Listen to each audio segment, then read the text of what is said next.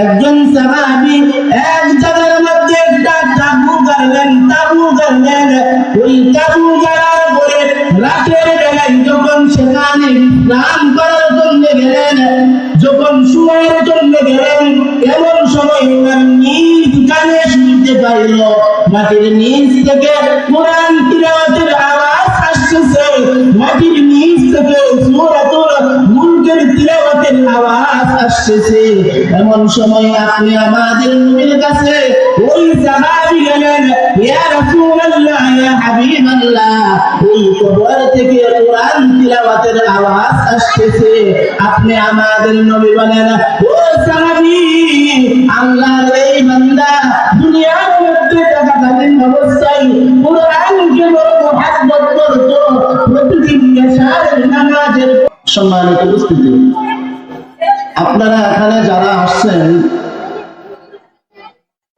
সকলেই কি কবরে যাবেন কি যাবেন? দুনিয়া কি চিরস্থায়ী না ক্ষণস্থায়ী? জোরে আওয়াজ দিয়ে বলেন, চিরস্থায়ী না ক্ষণস্থায়ী? ক্ষণস্থায়ী দুনিয়া। তাহলে এক প্রকারের মানুষ আছে, যে কিছু মানুষ আছে পরীক্ষা দেওয়া ছাড়াও তারা পাস আছে না? পরীক্ষা দেওয়া ছাড়াও পাস। কবরে আপনি আমি যারা যাব সকলকে কিন্তু প্রশ্ন করা হবে, সকলকে প্রশ্ন করা হবে। আবার কিছু মানুষ রয়েছে তাদেরকে প্রশ্ন করাই হইবে না। সুবহানাল্লাহ। বাড়ি থেকে খাওয়া দাওয়া করে আসছেন তো সকলে নাকি? খাওয়া দাওয়া করে আসছেন না? তো জোরে সোরে সুবহানাল্লাহ বলতে পারবেন না ইনশাআল্লাহ? কিছু মানুষ আছে যারা কবরে যাওয়ার পরে কবরের মধ্যে কোনো সওয়াল জবাই করা হবে না। সুবহানাল্লাহ। বিনা পরীক্ষায় তারা কবরের মধ্যে আরাম আয়েশ ভোগ করতে থাকবে, বিনা পরীক্ষায় তারা জান্নাতের মেহমান হয়ে যাবেন। সুবহানাল্লাহ। আমি যে আয়াত এবং যে হাদিস আপনাদের সামনে উপস্থাপন করেছি, সেই আয়াত এবং হাদিসের আলোচনা যদি সময় পাই ইনশাআল্লাহ পরে করব। যেহেতু আমরা সকলে কবর পথের যাত্রী, সকলকে আপনি আমাদেরকে কবরে যেতে হবে।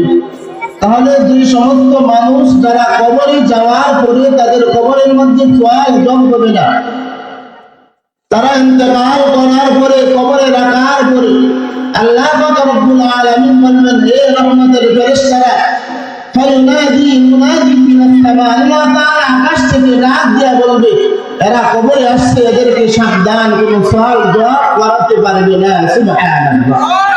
তাহলে সেই সমস্ত মানুষ কারা, তাদের পরিচয় আমাদের সকলের জানার দরকার আছে না? আওয়াজ দিয়ে কথা বলেন, দরকার আছে না নাই? সেই সমস্ত মানুষ হচ্ছে 7 প্রকার। কত প্রকার? 7 প্রকার। আওয়াজ দিয়ে কথা বলেন, সেই সমস্ত মানুষ কত প্রকার? 7 প্রকার। আপনি আমাদের নবী, দু জাহানের বাদশা নবী, নবী কুলের শিরোমণি, উম্মতের কান্ডারি নবী, দয়ার নবী, মায়ার নবী সাল্লাল্লাহু আলাইহি ওয়াসাল্লাম বলেন, হে দুনিয়ার উম্মতেরা, দুনিয়ার মধ্যে এমন কিছু মানুষ রয়েছে তারা কবরের মধ্যে যাওয়ার পরে কোনো ফল জব করা হবে না। তারা কবরের মধ্যে যাওয়ার সাথে সাথে আল্লাহ তাআলা কবরটাকে জান্নাতের বাগান বানাইয়া দিবে। এই সমস্ত মানুষ হচ্ছে 7 প্রকার। কত প্রকার? 7 প্রকার।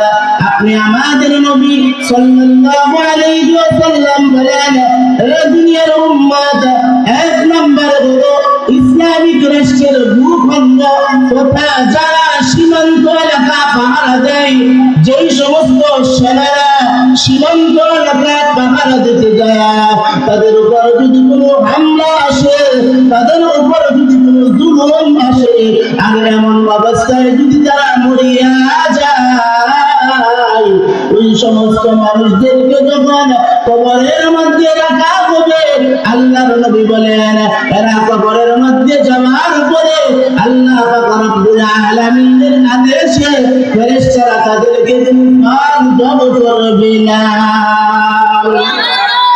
যুবক ভাই, এক্সাম্পল উদাহরণ দিই।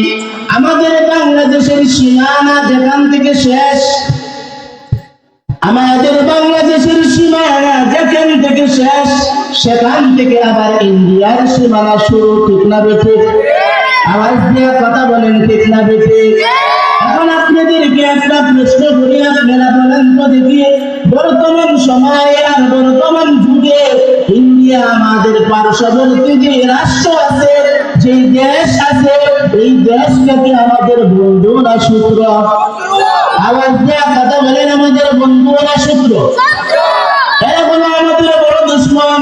এখন যদি এরা ইচ্ছা করে তাদের দেশের অপার থেকে আমাদের দেশের সীমানায় যারা অতিক্রম করতেছে, যারা পাহারা দিতেছে, এদেরকে যদি তারা ইচ্ছা করে গুলি করে মেরে ফেলবে, আল্লাহর নবী বলেন এমন অবস্থায় তারা গুলো আমার দেশকে পাহারা দিতেছে।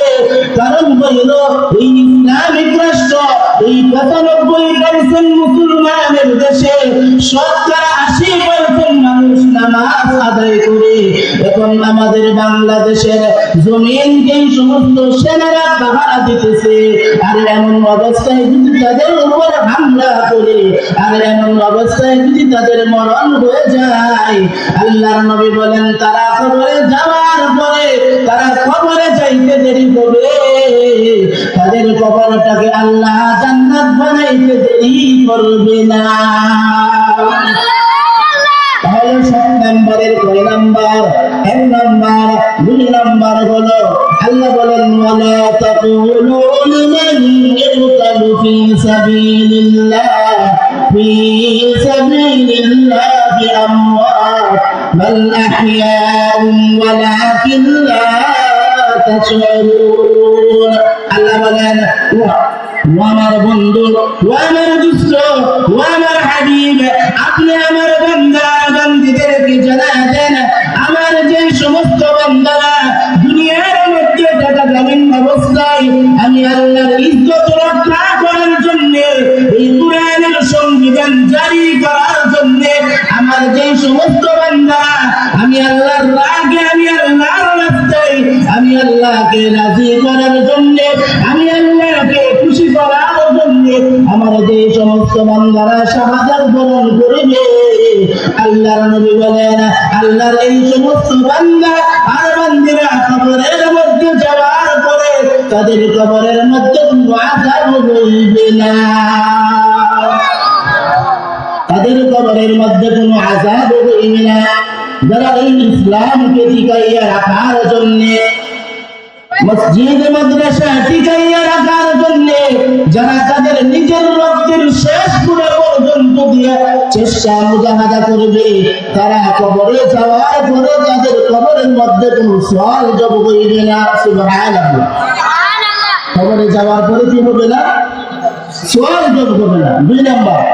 3 নাম্বার হলো আল্লাহর নবী সাল্লাল্লাহু আলাইহি ওয়াসাল্লাম বলেন, যুবক ভাই মুরব্বী বাজান, কথাগুলো বুঝবেন, বোঝার চেষ্টা করবেন। আল্লাহর যে সমস্ত বান্দা আর বান্দীরা এশারের নামাজের পরে, নামাজের পরে, এশারের নামাজের পরে ঘুমানোর আগে যে সমস্ত বান্দা আর বান্দীরা সূরাতুল মুলক তিলাওয়াত করবে, আর এমন অবস্থায় যদি ওই রাতেই তার মরণ হয়ে যায়, আপনি আমাদের নবী বলেন তারা কবরে যাওয়ার পরে তার কবরের মধ্যে কোনো প্রশ্ন করা হইবে না, তার কবরে যাওয়ার পরে কোনো প্রশ্ন করা হইবে না। আপনি আমাদের নবীজির জীবদ্দশায় একজন সাহাবী এক জায়গার মধ্যে একটা তাবু গাড়লেন, ওই তাবু গাড়ার পরে রাতের বেলায় যখন সেখানে স্নান করার জন্য গেলেন, যখন শোয়ার জন্য গেলেন, এমন সময় নিজ কানে শুনতে পাইল মাটির নিচ থেকে কোরআন তিলাওয়াতের আওয়াজ আসতেছে, মাটির নিচ থেকে সূরাতুল মুলকের তিলাওয়াতের আওয়াজ আসতেছে। এমন সময় আপনি আমাদের নবীর কাছে ওই সাহাবী গেলেন, ইয়া রাসূলুল্লাহ, ইয়া হাবিবাল্লাহ, ওই কবর থেকে কোরআন তিলাওয়াতের আওয়াজ আসতেছে। আপনি আমাদের নবী বলেন, ও সাহাবী, আল্লাহর এই বান্দা দুনিয়ার মধ্যে থাকাকালীন অবস্থায় কোরআনকে বড় মুহাব্বত করত, প্রতিদিন এশারের নামাজের পরে সূরাতুল মুলকের তিলাওয়াত করত। আজকে আজকে সেই সূরাতুল মুলকের তিলাওয়াত করার কারণে সেই কবরের মধ্যে শুয়া শুয়া পর্যন্ত এই সূরাতুল মুলক তিলাওয়াত করতেছে। সুবহানাল্লাহ, আওয়াজ দিয়ে বলেন সুবহানাল্লাহ। আল্লাহর সেই সমস্ত বান্দা বান্দি যারা হবে, যারা নিয়মিত এই সূরাকে তিলাওয়াত করবে, আল্লাহর সেই সমস্ত বান্দা আর বান্দি কবরের মধ্যে যাওয়ার পরে তারা এই সূরা ওয়ালাদ তাবারাকাল্লাযী বিয়াদিহিল মুলক, এই সূরাটা তার জন্য কবরের মধ্যে ঢাল হয়ে যাবে, কবরের মধ্যে বড় একটা হাতিয়ার হয়ে যাবে। রহমতের ফেরেশতা আসবে তাকে সংযম করাইবার জন্য। এমন সময় রহমতের ফেরেশতাদেরকে তার ওই সূরা, যেই সূরা প্রতিদিন তিলাওয়াত করতো, ওই সূরা রহমতের মুনকার নাকির ফেরেশতাদেরকে বলবে, তোমরা কারা, কেন আসছো? এমন সময় মুনকার নাকির ফেরেশতারা বলবে, এ রহমতের ফেরেশতা, আমরা বললাম আল্লাহর রহমতের ফেরেশতা, আল্লাহর এই বান্দা আর বান্দিকে সংযম করাইবার জন্য আসছি। এমন সময় আপনি আমাদের এই সূরা মুলক রহমতের ফেরেশতাদেরকে বলবে, এ রহমতের ফেরেশতারা, সাবধান করে দিলাম, আল্লাহর এই বান্দা আর বান্দি সবেমাত্র কবরের মধ্যে আসছে, আল্লাহর এই বান্দা আর বান্দিকে কবর থেকে জাগ্রত করাইতে পারবে না, কবর থেকে জাগ্রত করাইতে পারবে না।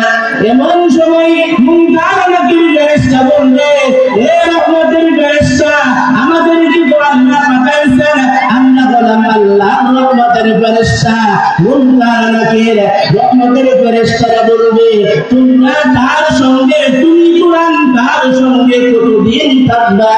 তখন মুনকার নাকিরকে আপনি আমাদের ওই যে সূরা মুলক ডাক দিয়া বলবে, হে মুনকার নাকির ফেরেশতারা, আল্লাহর এই বান্দাকে যতক্ষণ পর্যন্ত জান্নাতে পৌঁছাইতে পারবো না, ততক্ষণ পর্যন্ত আল্লাহর এই বান্দা আর বান্দীদের জন্য আমি কুরআন সুপারিশ করতে থাকবো।